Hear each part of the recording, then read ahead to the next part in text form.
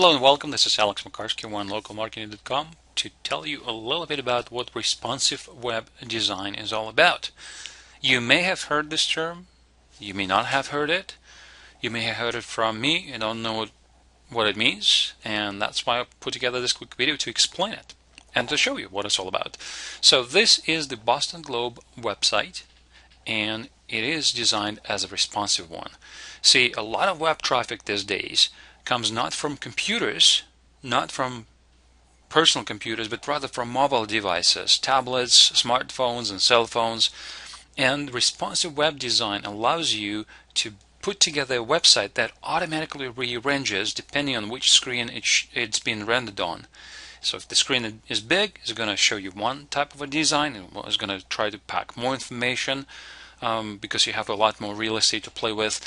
If you show it on a smaller screen, it's going to rearrange it so that the information you're looking at is still readable, is still usable, but obviously the structure has to change to accommodate for a smaller screen size.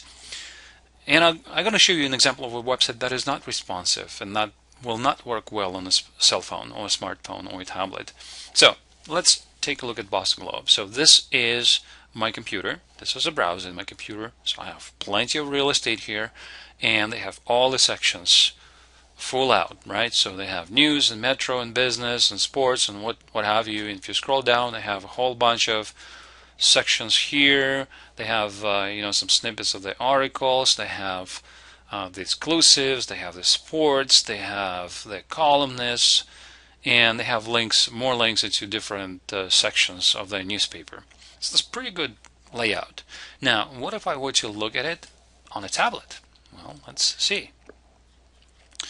Let's open the tablet emulator. Ta-da! This is what it looks like. See, it's quite different. Same content, but we don't have all the sections going across anymore. In fact, we have a separate button for sections. If I click on it, it opens a drop-down with a whole bunch of sections there. Right? Let's close it. And if I scroll down, yeah, I have links to those articles and sections, but see, the ad is no longer on the right, it's somewhere down below. They had to rearrange the whole thing, see? Same information, just laid out differently. But now I don't need, as a user, I'm not going to zoom in or zoom out. I can use it like this. What if I were to open it on a smartphone? Well, let's see. Let's open an iPhone emulator. This is kind of what it's going to look like. See? Very different.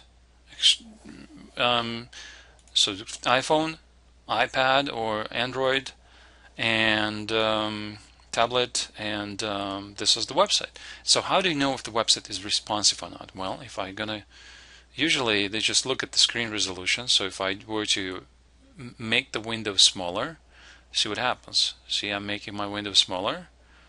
Boom, see? Something's rearranged already. If I keep going smaller, see what happens. See what happens. Check this out. Check this out. Boom. See? The right column is gone. Now I have two columns. I started with 3 columns. Now I'm down to 2. What if we're to make it smaller yet? See, now I'm down to 1 column. See? All the sections are here. Now this is the equivalent of a cell phone, of a smartphone. See if I go back and make it bigger. See, it's back to 2 columns. Make it bigger yet. 3 columns now. See, that is an example of a responsive website. Now, if I were to open a website that is not responsive, not built this way, the example is the Toronto Star. Let's see if I were to make this one smaller. See, if it's small, it's not very useful. So depending on how it renders on your cell phone, it's only going to show you a small part of the website. So you have to scroll to the right, you have to scroll down or something. Or maybe it will show it like this, a tiny little image, and you can't read this, so you have to zoom in. So what a lot of people do, they click on your site, and then they see that it's not optimized for their device, and they immediately go back. They click out. Another problem is that this website may take way too long to load on a smartphone, which will consume a lot of bandwidth, quite expensive on cell phones, and it may drain their battery quite a bit. So it's not good user experience, and you want good user experience because Google punishes you for bad user experience and rewards you for good user experience by giving you higher rankings in search results. So you want to make sure your website renders well on all different devices. You want to be more like the Boston Globe and less like the Toronto Star. So I hope this helps. Talk to you soon.